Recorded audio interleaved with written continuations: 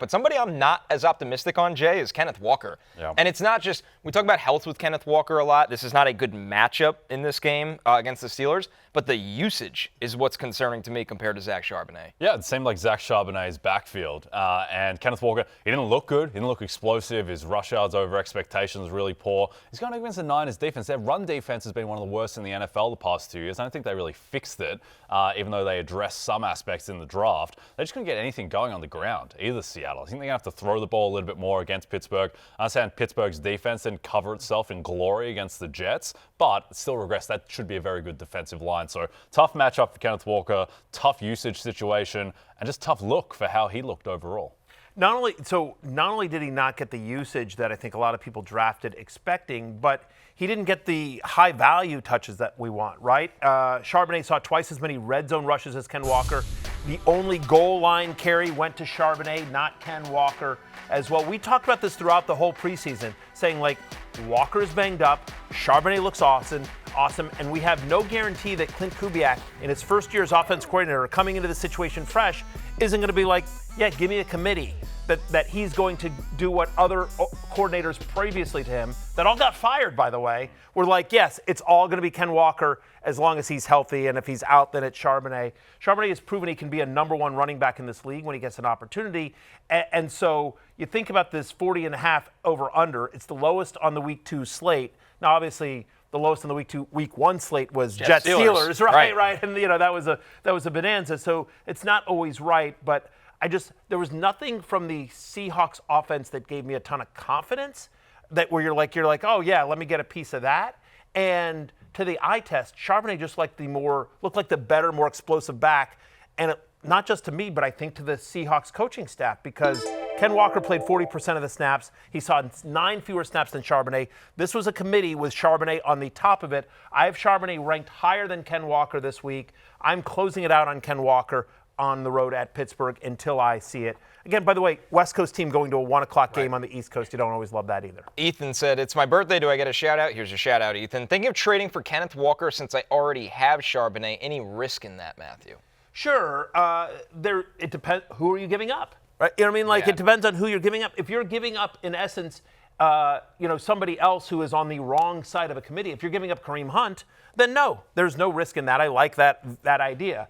But if you're giving up somebody that went around the same range as Kenneth Walker, if you're giving up Tony Pollard, then yes, I would much prefer, I'm making up a name here, but Tony Pollard. Ethan, I need to know who you're trading for to get Kenneth Walker to answer that question fully. But Ken Walker, I think his value right now is a low-end flex who's on the wrong side of a committee. Yeah, he's kind of Jalen Warren-ish. Yeah. The running back on the other side of this matchup. I think they're in the same kind of tier. Yeah, although Warren at least is the lead. Yeah. I feel, it's going to sound insane, but I feel better about Jalen Warren as the lead in Arthur Smith's offense than I do about I just don't think the Seahawks offensive line is any good. No. I think they're one-dimensional with JSN.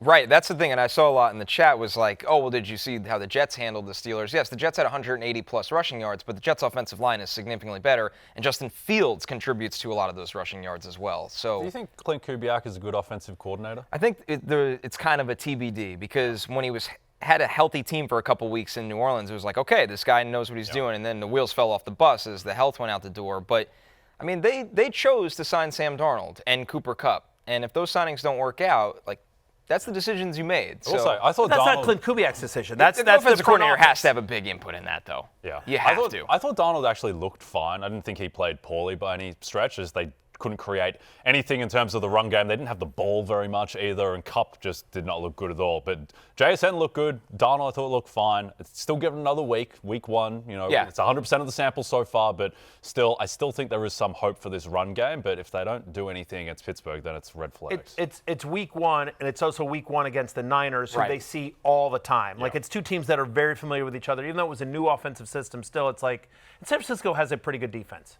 Yeah, Robert Saleh's back, gives him a boost. Yeah, it's week 1. Saquon Barkley didn't do anything on the ground against Dallas. Right. We'll see, but yeah, not a great start for Seattle. I think Kubiak will be fine to answer the question. But Kenneth Walker, that's one where I'm a little bit more pessimistic.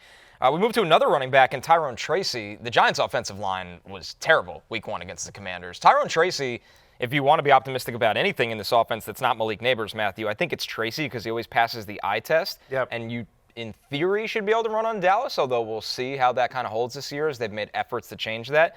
Can you still start Tracy despite how poor the Giants line was last week? I get the question because I have Tracy in a lot of leagues, and obviously I was disappointed with the week 1 output.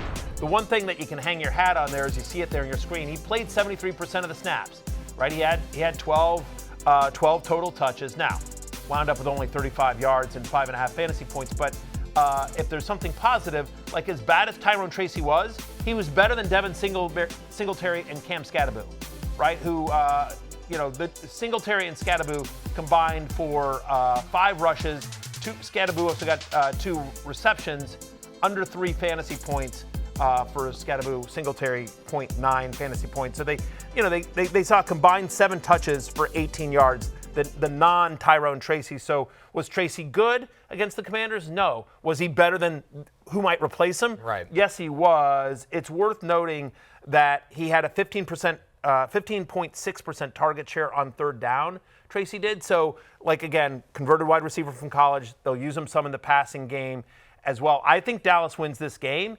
So, and on the road, I do think they'll want to. I don't think they want Russ throwing it. They're going to have to. Great. Yeah, it did not look great as well. But, Cowboys did give up 158 rushing yards and 3 rushing touchdowns to the Eagles. A lot of that was Hurts, though. I know it was. I know it was. But, and Russ ran. Russ was actually top 10 in design quarterback runs in week 1. Shocking. Great offense in 2025. Shout out Lawrence Jackson. That was his pickup line at plus money, and that cashed. He hit on Thursday's show, I think it was Sunday show. Sorry, 3rd time. They all run together. I got Connor Rogers honking behind me, while I'm driving. It's all distracting. Getting the momentum going for the show. We got off to a great start today. AI tossed to complete. I had a lot going on AI. this morning. Very real photo. In all seriousness, when you honk, I probably literally was on the phone with backup producer Pete, going over what do we want to do. Now you're excused. The IA. Yeah, just like that. Backup producer Pete, bus rolled over. It wasn't me. It was backup producer Pete again. You're asking why was I stopped at a green light? Probably because I actually was on the phone doing that. I'm just being honest. Yeah, don't go on your phone and drive. So, yeah, no. Easy fix. No, easy. Listen, I took off my seatbelt and started texting. As soon as you honked, I'm like, all right, let me just generate a couple more photos. A couple quick I can photos slander Jay. Yeah. Yes, very good strategy. Obviously. Anyway, I'm keeping it open on Tyrone Tracy. Hey, it's Matthew Berry from NBCSports.com and RotoWorld.com, and I want to thank you so much for watching whatever it is you just watched, or if nothing else, being too lazy to click out of the autoplay after this video started, after whatever it is you actually wanted to watch finished. But now that you're here, I'd like to take a moment here to ask you respectfully now, okay? I'm asking you respectfully to subscribe to the NFL on NBC YouTube channel. You'll get the latest RotoWorld fantasy news headlines, all sorts of great shows, including my own Fantasy Football Happy Hour. So go subscribe now. Again, I'm asking respectfully.